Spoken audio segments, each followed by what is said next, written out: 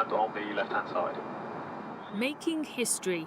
2 of Britain's new F-35s in action as the UK, America and France worked together, a show of force for exercise Point Blank. Their mission, a challenging scenario in the skies above the North Sea. The exact details are classified, but some of the aircraft were playing the enemy, whilst the rest were trying to defeat them. So the scenario itself will have a good number of aircraft pretending to be the adversary air, and they'll be positioned throughout the North Sea. We'll also have simulated surface-to-air missile sites, getting that high-end contested environment that quite frankly, we have been lacking and we haven't had to face over the past couple decades. And that was really one of the genesis of Point Blank, to expose our air crews to that type of training environment. 40 aircraft were involved from various locations, including Typhoons from RAF Coningsby. More than 200 personnel took part in what was the biggest exercise of its kind launched from RAF Lakenheath. And a big moment for the UK's F-35s, their first international exercise since arriving here. We've only had the F-35s in the Royal Air Force, particularly in the UK, for a few months, and for us to actually field them on this complex exercise is a real step in the right direction for capability. It's mouth-watering for us to be alongside the French and the Americans to integrate. Is a huge chance for us to go and actually develop the capability.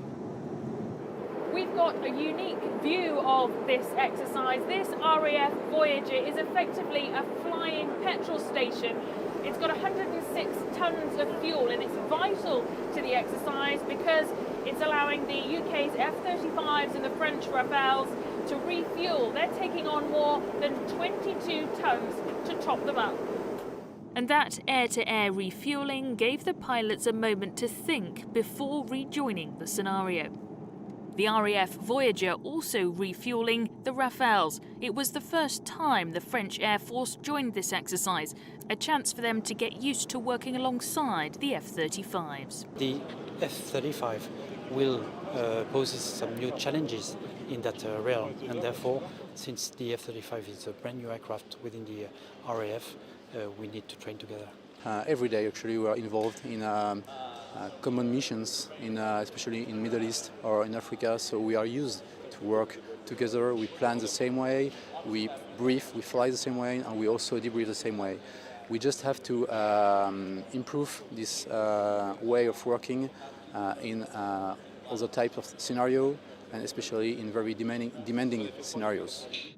While the precise scenario was secret, the possibility of future similar threats must have been in the back of their minds.